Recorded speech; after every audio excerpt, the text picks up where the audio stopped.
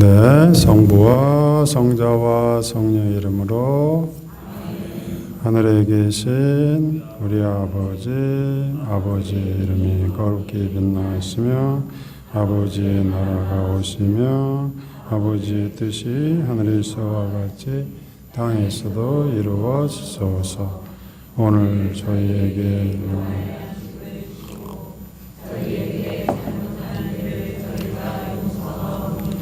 저희 죄를 용서하시고 저희를 유혹에 빠지지 않게 하시고 악에서 구하소서. 아멘.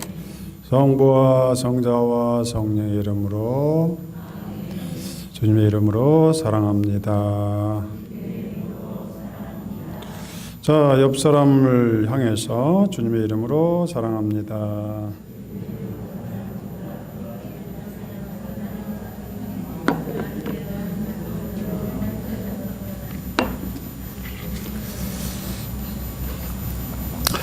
네, 이번 사순특강의 주제는 기쁨입니다. 기쁨. 이 기쁨의 원천이신 예수 그리스도의 기쁨이죠. 거기다가 이 기쁨을 이제 전하는 것, 이것이 바로 복음 선포라고 볼 수 있습니다. 오늘은 예수 그리스도의 기쁨과 복음 선포에 대해서 여러분과 나누고자 합니다. 유교에 보면은 기쁨이란 게 나옵니다. 공자께서는 논어에서 세 가지 기쁨을 이야기합니다. 첫째는 배우는 기쁨이라고 이야기하죠. 배우고 때때로 익히면 또한 기쁘지 않겠는가. 이 동양의 잘 나가는 나라들을 보면은 유교적인 바탕이 있습니다. 그 나라의 발전의 어떤 원동력이 뭘까? 바로 배움이라고 합니다. 우리는 조상들부터 지금까지 배우는 데는 투자를 아낌없이 했기 때문에 우리가 이렇게 발전하고 있는데 그 배움이 의무가 아니고 기쁨이라는 것이죠. 실제 본인이 하고 싶은 것을 배우게 되면 그거보다 더 큰 기쁨은 없죠. 두 번째 기쁨은 친구, 벗이 있다는 기쁨입니다. 우리가 나이가 들면서 친구가 있다는 것은 큰 축복이죠. 언제든지 찾아갈 수 있는, 연락 미리 하지 않아도 찾아가면 반기는 친구. 연락 미리 하는데도 가서 야 같이 자자 하면 어서 와 하는 친구. 이런 친구가 있다는 게 좋죠. 벗이 있어서 먼 곳으로부터 찾아오면 또한 즐겁지 아니한가 하는 기쁨이죠. 그 다음에 사람이 알아주지 않더라도 성내지 아니하면 또한 군자가 아니겠는가. 그러니까 사람들이 알아주지 않더라도 내가 존재 자체로 내가 행복하면 그러니까 그런 데 개의치 않으면 이게 또 기쁨이다. 이런 이야기죠. 불교에서의 기쁨은 불교의 인간과 이 세상에 대한 이해와 통찰은 좀 철학적이죠. 그래서 열반이라고 합니다. 열반적정. 그러니까 깨달음에 이를 때 이제 해탈이라고 하고 참 기쁨이라고 이야기합니다. 그래서 욕망의 소멸을 이야기해요. 욕망의 소멸. 색즉시공, 공즉시색. 그러니까 이런 게 이렇게 초월한 세상의 욕심, 초월한 상태, 욕망의 소멸. 이게 열반이라고 이야기하죠. 안온한 상태. 이게 불교의 참 기쁨이라고 볼 수 있는데, 그러니까 열반은 행복한 건데 고요함, 죽음이 없는 것, 생과 사를 초월한 경지, 그 다음에 더러움이 없는 인생길, 두려움이 없는 상태, 허망하지 않는 것, 무병 등, 그러니까 병은 있더라도 병 때문에 괴로워하지 않는 것이라고도 볼 수 있겠죠. 그러니까 불교의 인간관은, 불교의 기쁨은 세상을 좀 초월하는 데 있다고 볼 수 있습니다. 그러면 우리 그리스도교의 기쁨은 어디에 있을까? 신약성서에서 하느님의 기쁨은 그리스도의 오심과 함께 하심의 기쁨입니다. 그러니까 불교나 유교의 기쁨은 내가 어떤 상태에 이르는 거예요. 내가 공을 이제 닦는 거예요. 그러나 그리스도교의 기쁨은 누가 함께 해주는 겁니다. 함께 해주는 거. 이 차이가 있습니다. 그래서 우리 그리스도교는 관계에서 오는 기쁨입니다. 관계. 불교나 유교는 혼자서 도 닦으면 돼요. 공부 열심히 해서 내가 거기에 이르면 돼요. 그러니까 우리나라 사람들의, 우리 천주교 신자들도 이 개인주의, 불교나 유교의 영향을 받아서 내가 혼자 하나님을 잘 알면 되지 뭐, 이런 생각이 있는 거예요. 그러나 그리스도교의 기쁨은 관계에 있습니다. 주님께서 나와 함께 계시다. 주님께서 오셨다. 주님 때문에 오는 기쁨이지 내 스스로가 자가 발전하는 기쁨을 말하지는 않습니다. 동정 마리아께서는 가브리엘 천사에게 처음으로 기쁜 소식을 듣고 마니피카, 찬미가, 환희의 찬미가를 부릅니다. 그러니까 하느님으로부터 받은 기쁜 소식 때문에 기뻐하는 것이지 내가 뭘 이루었기 때문에가 아니죠. 아직 임신 상태고 뭐가 된지 잘 모르죠. 그러나 그런 누군가에게 받은 그 기쁜 소식 때문에 미래에 일어날 아기 예수 탄생을 미리서 기뻐하는 거예요. 그래서 우리가 희망이라고 합니다. 우리 그리스도교의 희망은 미래에서 언젠가 이루어질 것을 말하기보다 언제까 이루어질 것이 이미 지금 이루어졌다고 믿는 그런 희망입니다. 그러니까 이걸 선취라고 합니다. 미리서 맛보는 거예요. 미리서 그것이 이루어졌다고 믿고 미리서 맛보는 거예요.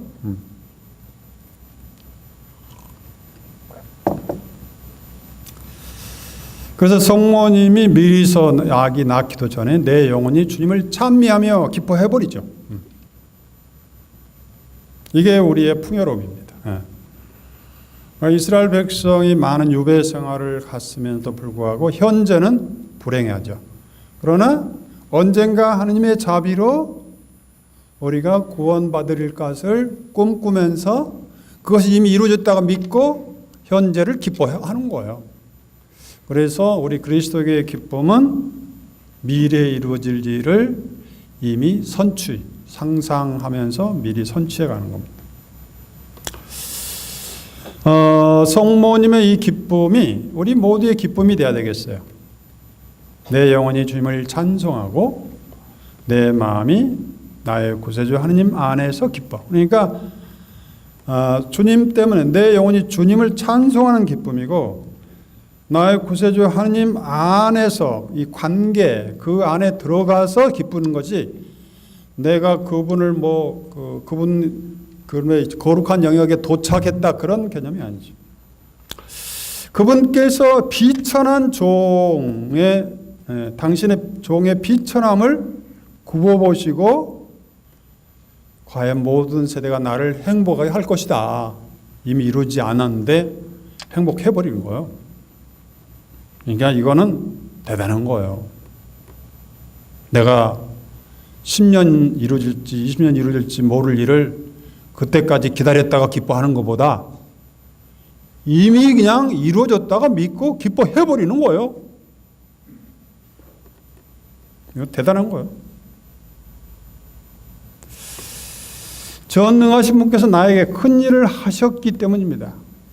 그러니까 이미 앞으로 할 일을 하셨기 때문입니다 하고 현재 진행형을 쓰고 있는 거예요. 현재. 이미 이루어졌다 믿는 겁니다. 그분의 자비는 대대로 당신을 경외하는 이들에게 미칩니다. 그분께서는 당신 팔로 권능을 떨치시어 마음속 생각이 교만한 자를 흩으시고 통치자들을 왕위에서 끌어내리시고 비천한 이를 끌어높이셨으며 굶주린 이들을 좋은 곳으로 배불리시고 부유한 자들을 빈손으로 내치셨습니다.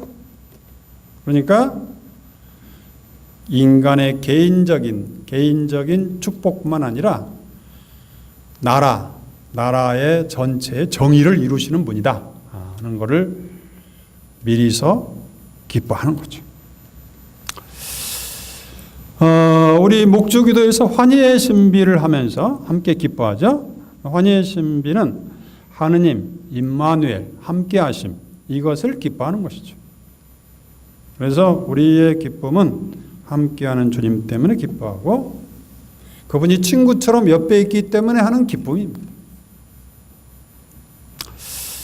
예수님이 공생활을 시작하자 세례자 요한은 신랑의 목소리가 들리기에 기쁨에 넘칩니다.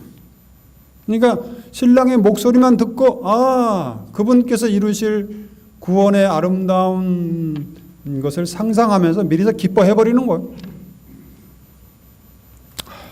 예수님은 인간적으로 인성으로 우리가 맛보는 기쁨을 알고 계셨고 또 경험하고 존중하셨습니다. 그래서 그분은 마태복음 6장에 보면 걱정하지 말아라, 내일 일을 걱정하지 마라 하면서 들의 백합화를 보아라.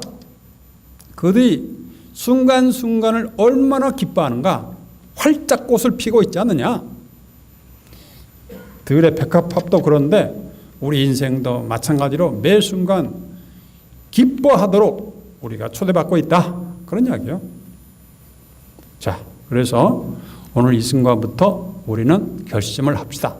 기뻐해 버립시다. 어때요? 그죠?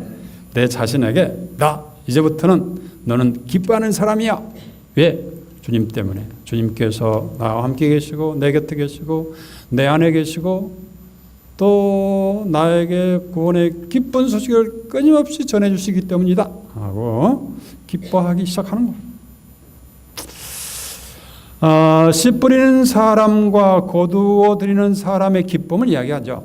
저 들의 들판을 바라보아라. 낫을 들고 그러니까 그 농부가 낫을 들고 곡식을 거두는 그 기쁨으로 초대하고 있다. 그러니까 이거는 농부 이야기지만 우리 그리스도인들은 복음을 전해서 사람들이 주님께 올 때의 그 기쁨, 우리 자녀들이 성당에 와서 다시 하나님의 축복을 받을 때의 기쁨, 그 기쁨을 우리가 미리서 맛보는 것이죠. 묻힌 보물을 발견한 사람의 기쁨, 보물을 발견하면 기뻐하여 온 동네 사람들에게 이 기쁨 함께 하십시다 하고, 그 다음에 잃어버린 99마리 양을 놔두고 1마리 양을 찾게 되면 온 동네에 잔치를 베풀 것이다. 이처럼 우리 성서를 잘 보면 기쁨으로 가득 찹니다. 그런데 우리도 모르는 사이에 천주교 신자들은 사순절을 살아요. 사순절. 무거운 십자가 지고 가신, 이렇게 기쁨으로 가득 채워나는데 끊임없이 사순절. 그래서 교회에서는 딱 40일만 슬퍼하고 나머지는 기뻐하라고 초대하고 있는 거예요.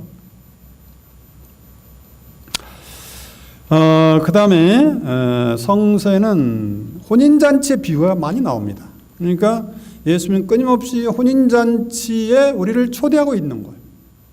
우리가 잘 아는 가나의 혼인잔치에 참여해서 기쁨에 참여하고 포도주가 떨어져서 뭔가 슬퍼할 일만 하니까 또 포도주로 가득 채우면서 기쁨으로 다시 초대하고 있는 거죠.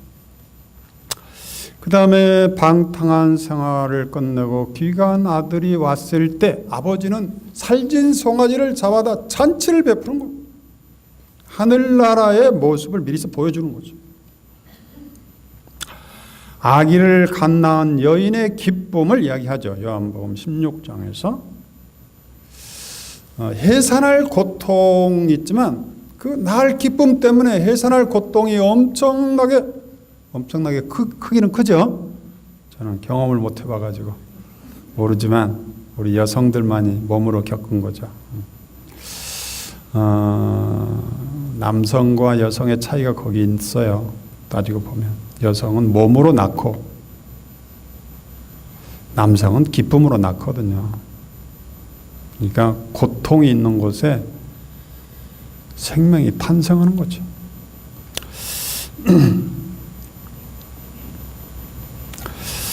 예수는 이러한 인간적인 기쁨들을 진정한 기쁨으로 여기셨습니다. 이 기쁨들은 하늘나라의 영적 기쁨의 표지로서 하느님 나라에 들어가는 사람들, 그 나라를 찾는 사람들, 그 나라를 위해 일하는 사람들에게 주는 기쁨입니다. 그래서 하느님 아버지는 이들을 반갑게 기쁘게 맞이하리라는 그 기쁨입니다. 그래서 우리는 갈 때가 있어요. 언제든지 기쁠 때는 슬플 때나 아플 때나 병들 때나 우리가 갈 때가 있다는 게 얼마나 큰 축복인가. 갈 때가 있어요. 어제 저녁에 내가 이제 요즘에 관리장님이 바뀌고 관리장님이 집이 멀어요. 그래서 빨리 퇴근해야 돼요. 그래서 저녁에 열쇠 관리를 우리 신부들이 3명이서 해요. 화수는 이은관 신부, 목금은 부주임 신부, 주일 토요일은 내가. 어제는 제가 이렇게 딱 이제 문을 잠그려고 하는데 어떤 젊은이가 성모상 앞에서 고개를 숙이고 있었어요. 아주 아름다웠어요. 뭔가 자기 고민이 있는 거죠. 그래서 제가 그때 이렇게 나하고 대화하기를 원합니까? 하고 물어봤더니 좋습니다. 그래서 한 40분 동안 대화를 했는데 여튼 우리가 고민이 있을 때 갈 곳이 있다는 거, 이게 얼마나 큰 기쁨인가.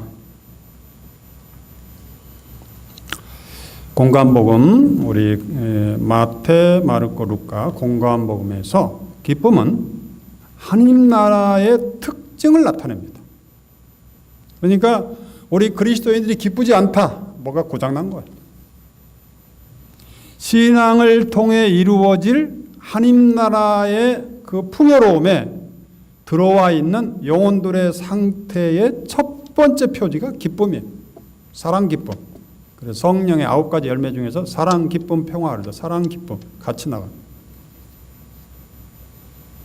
그래서 우리가 기뻐하는 것이 우리의 일상이 되어야 되겠다 이것입니다. 예수님은 가난한 이들에게 기쁜 소식을 전합니다. 그렇다면 뭐 부유한 사람 말할 것도 없지 않겠어요? 가난한 사람들이 기쁨이라면, 그러니까 이 사회 밑바닥에 있는 사람이 기뻐한 세계라면 다 기뻐할 수 있다는 이야기죠. 그러나 세상은 끊임없이 밑바닥에 있는 사람을 소외시키면서 슬프게 만들잖아요. 그런데 하느님의 나라는 이 가난한 사람들에게 기쁜 소식하면서 온 밑바닥을 다 기쁘게 하니까 온 전체가 기뻐진다고 볼 수 있죠. 그 다음에 우리 마태복음에 보면은 슬픔을 당하는 사람에게도 기쁨을 쌉니다. 슬픈 사람은 행복하다. 왜? 슬픔 물론 그 자체는 슬플 수 있지만 하느님이 함께 하시니까. 슬퍼한 사람들이 그 자기 슬픔을 말할 곳이 있기 때문에.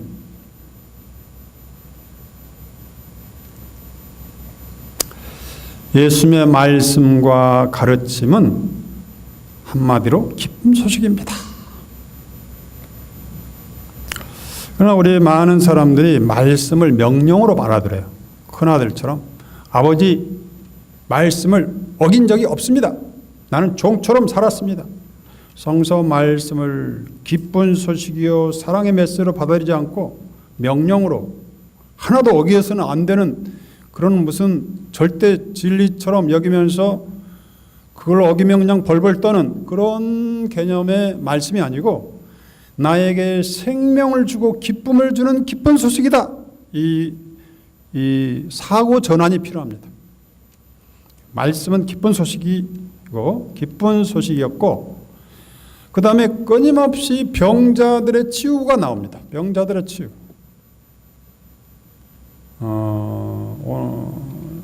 어제 복음도 보면